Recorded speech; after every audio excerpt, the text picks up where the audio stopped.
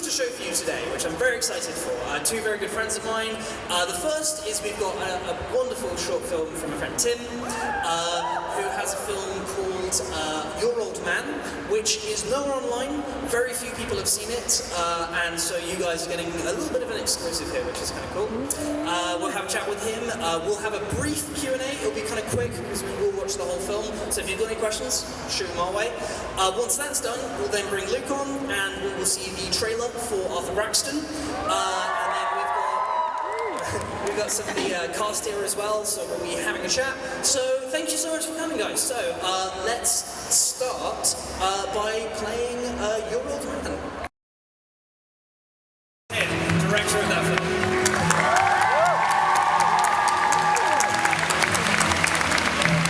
But I figured what I'd do is I'd fire off some questions. I'm kind of curious to know a few things, and then we'll go from there. So, what was it that first sort of took you to this film? It's strange. It's funny. For a long time, it's sort of been this like idea about like what if a child had to tell a parent that they were adopted, and like because we're so used to the story having to be the other way around, obviously. And I think it was one of those things that at first just kind of sounded like a funny punchline. It just sounded like a funny sketch, like, oh, Dad, you were adopted, and then having to do like a kind of funny reversal scene. But what actually, you know, the more time I spent thinking about the idea, I actually thought it's actually quite like poignant and quite deep. Like the idea that like, what if when you were in your mid-40s, like you learned something like that, and you know, you had to reflect on all your life with your father after he's no longer there. And so I think that's where that idea came from, and I just like this idea of like a person who has to put aside his issues he felt with his father so that he can have a better relationship with his daughter. Like I realized I like that idea of like a through line of like family and forgiveness and the things we all need to do to each other. So I don't know, that's how it started for me. Also, for those who don't know, Tim sort of lived in the UK for a long time, Project Library, made a lot of different things, and then moved to the US about 2 years ago. Yep. And obviously, having worked on this with a completely different crew to what you have here, so a whole new team once you're out there, what kind of challenges did you face working with all new people? Yeah, it's funny. One of the reasons I chose to do the course was because I thought to myself, like, it will force me to learn and adapt and not get comfortable doing the same thing. So, you know, same reason why it's not sort of my usual action comedy like short film. I thought, like, okay, I'm going to try and do something a little bit more sentimental, a little bit more mature, and like difficult in a way. And it was one of those things where. So I don't know, like the whole idea was challenging yourself, and then yes, in the crew area, that's definitely like a big one where, oh, I can't just call Kieran, because I can't just fly Kieran over to Los Angeles to come and do this. Yeah, so I think it was just learning to communicate all over again. Like, in a way, like, as a director, I think one of your skills has to be conveying to a lot of different people what you want, and then to guide all that energy that all these other people and all these other creative people have. You need to guide that energy towards something that is in your vision. And what happens when you work a lot with the same DP, so like all of us with Kieran, you know, we have shorthands. Like, oh, Kieran will know what to do here, or sometimes even to the point that we rely on him. We go like, oh, he'll figure out how to make this exceptional or something, whereas now I just have these new people who I just have to, like, in a new way explain what I want to do, and we have to figure out a whole new workflow, and I think that's a challenge, but a good challenge. I think, you know, like, your communication skills brush up on it, kind of thing. Go for here, I'll move. Hello. That was like a move, it was horrible. How are you, Luke? I'm good, thank you. So good. Very good, very good. So this is a big day for you, right? Yeah. In the last 5 minutes, I've become terrified. Everyone backstage was like, you nervous? Nah, I know, it's great. But no, I'm now petrified. Yeah. So what have you got for us today? So today, well, it's called a sizzle. In the film industry, it's called a sizzle. Basically, what we want to show for you today is a preview trailer. It is the first 1.5 minute trailer of my first feature film, Drowning Arthur Braxton, and we've cut it especially for SITC. It's not been anywhere else. You guys are the first people in the world to see any of this film, and I'm going to film your reaction. from my producer who sadly can't be here. So, yeah. Fantastic. Okay, well, what we'll do then is we've got some of the cast along, but we'll meet them in a bit. For now, I guess when you're happy in filming, you let me know when you got your gadgets in place. What if it's just like a soft moan that is video? Right. Like, oh god, we funded that? Fantastic. Okay, cool. I don't know what to roll it, maestro. Yes. Bring them on.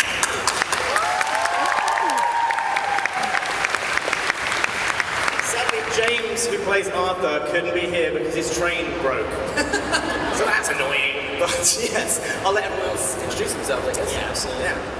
So please introduce us, let us know your name, let us know what you've done for this film. Fantastic. Hi, my name is Caroline Smales and I wrote the novel The Drowning of Arthur Braxton.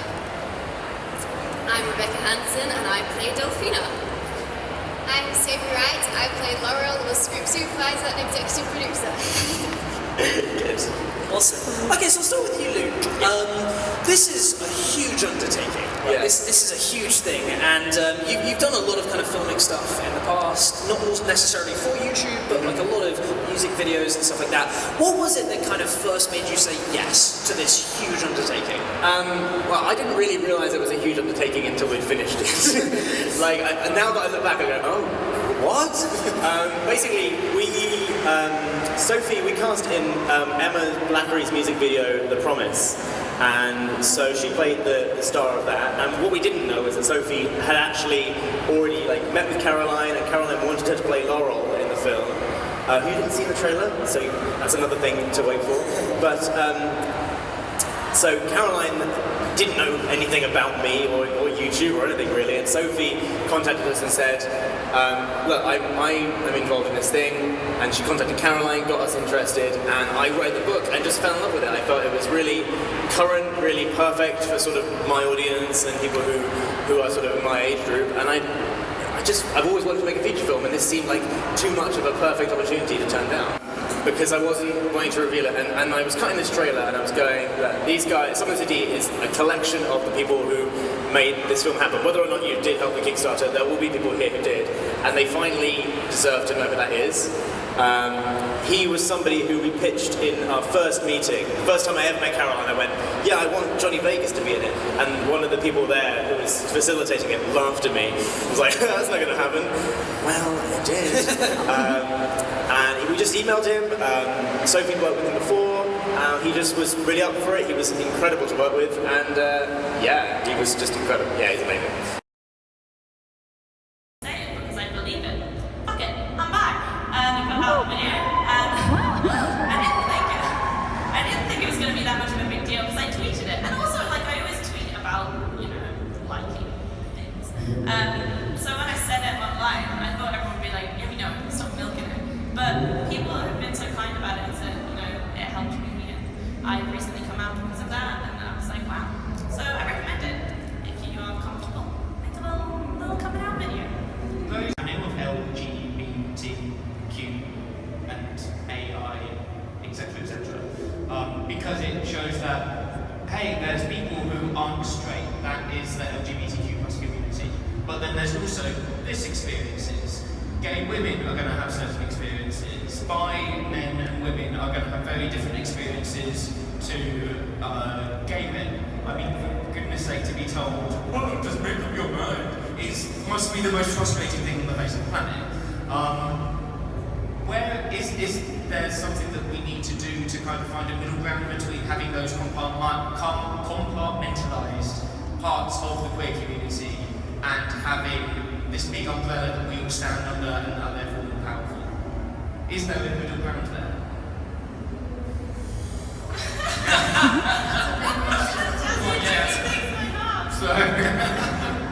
Labels, and honestly I can see either way, labels are so empowering and so useful and helpful to people who are confused and it's just handy, but then also therefore yourself, you can use a label if you want to or you could not. It's just honestly it's so personal. Yeah.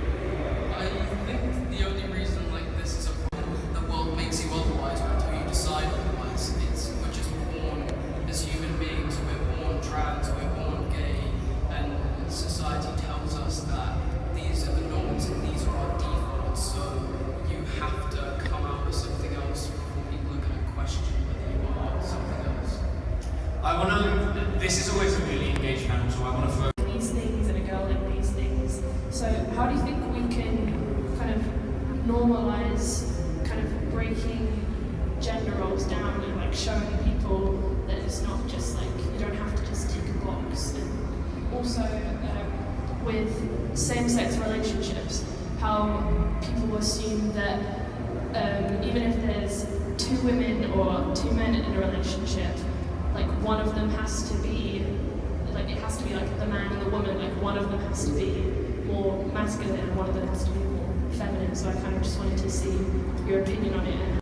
Like familiar to her and so normalized, and she loves talking about it as well. She has, friends who use different labels, and she's so fine with it, and that's so progressive. It's so wonderful, and even my mum, she's opened her eyes. She's so in love with the whole community and everything. She wants to fight battles. She's so angry about, I don't know. It's just so wonderful that people grow up with it now. Especially like even in my little sister's year, like she's going to the same school that I went to, and people are using different pronouns, and I adore it. I love it. I think it's so good because if I had that growing up, it would have been such an eye-opener to know that it's so normal. And also they see all these people say, oh, it's confusing for children, it's confusing, but it's more confusing when you don't know that. Exactly, so helpful. And I'm like, I don't really know what to say to him, really. I personally don't feel qualified to answer that question. So clearly I don't give a shit about gender roles.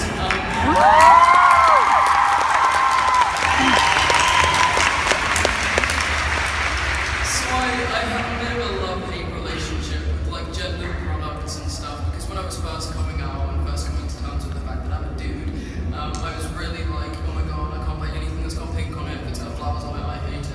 And I was just like so masculine and so like overcompensating, and I think after a while I came to terms with the fact that I like flowers, and I really like effeminate stuff. I like nail polish and I like makeup, and it doesn't make me less of a dude, it just makes me slightly less masculine on certain days.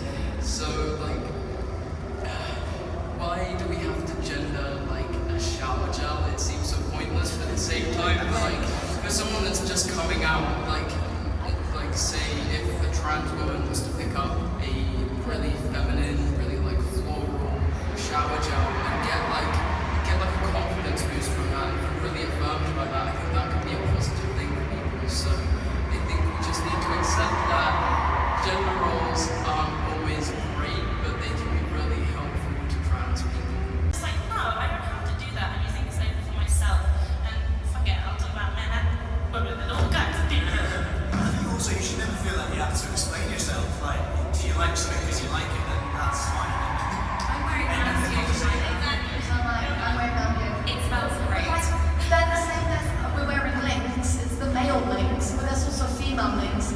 Why can't we all just wear links? Like, it's just links. Like, and also, can I just add? I'm not qualified to speak about trans issues. I'm people I may not be 100% on everything. Have you seen the people who make the adverts? Like, have you seen the adverts for gender products? Like, they don't know what they're talking about. Like, the adverts are so bad. So, like, There is the cliche now story of the fact that 100 years ago, Victorians, no, over 100 years ago, I can't do that.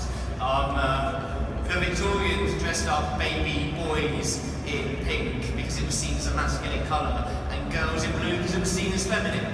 Fuck gender roles. Sketch hopefully next week called Alien with a French person. Don't know if you've heard of them. They're French. They're from France. You heard of France? Right. Yeah. But a lot's coming along. We're doing hopefully a new Aston movie song for that stupid suicidal muffin that just wants to die. He's voiced by a 6-year-old. Let him scream the words, I want to die, over and over again. That was a thing that I did as a response to society. When the fog clears. And yeah, just, there's a lot of stuff. There's a lot of stuff coming along. But I would love to take it to you. I'd love to take some questions and give you some answers about things, because questions are good. Because I'm not very good at Oh my god. Good to know.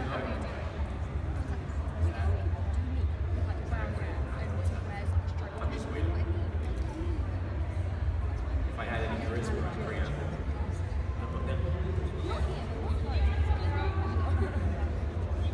Oddly therapeutic. I have very low self-esteem. This is all I get.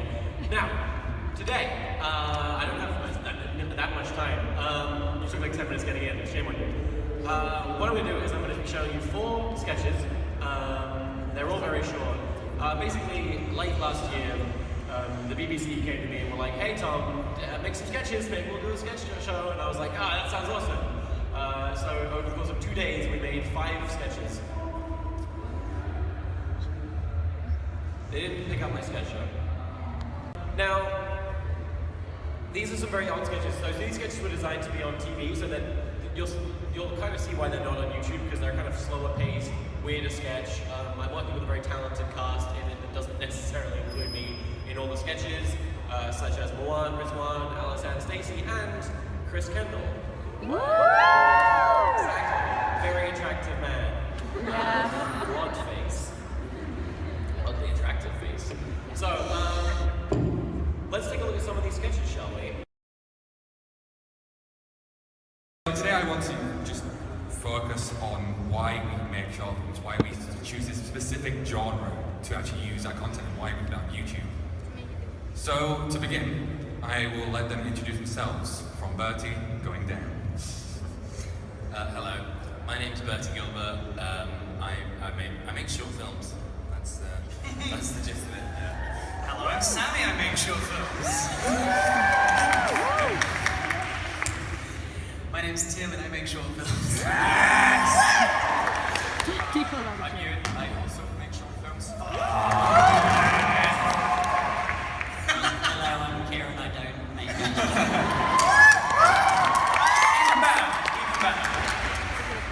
Hello, I'm Hazel. I haven't made a short film in coming up on a year and a half now.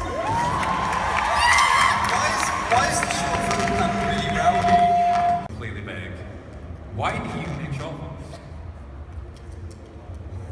Yeah, right? This is profound. Well, it's like, do you... For making longer films, I think. But this is the thing, like, a lot of people either use it to jump up to something bigger, or they either aspire or they're inspired to make short films, or they aspire to make short films. They either want to move up in the world, or they see the big thing and want to make something shorter to essentially go bigger.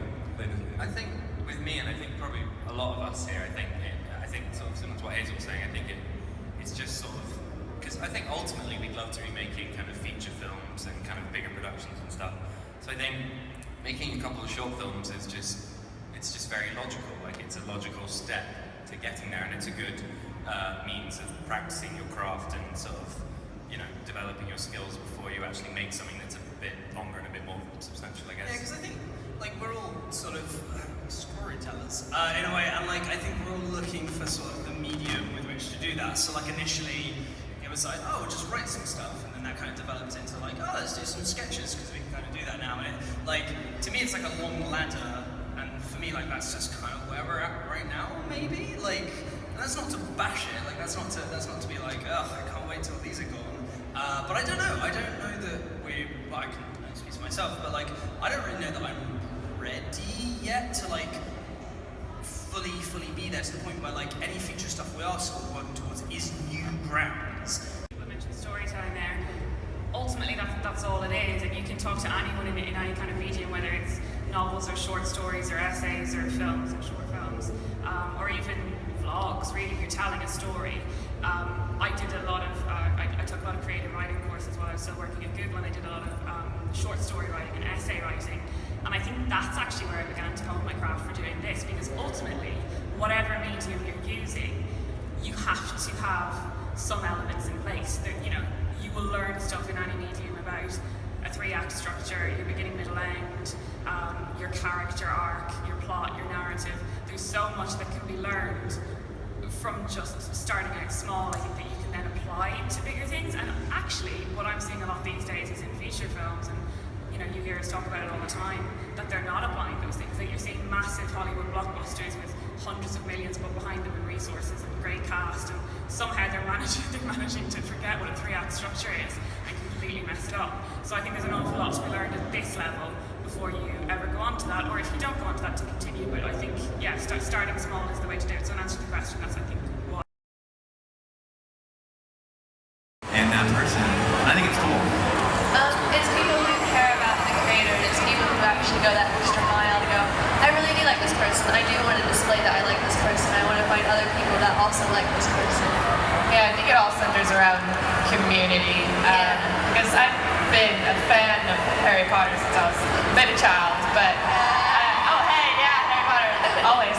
And I just feel like I haven't really been part of the fandom until recent years as I make more friends in the community and become involved in events and creating things and talking about it and stuff. So, have you ever been in a fandom?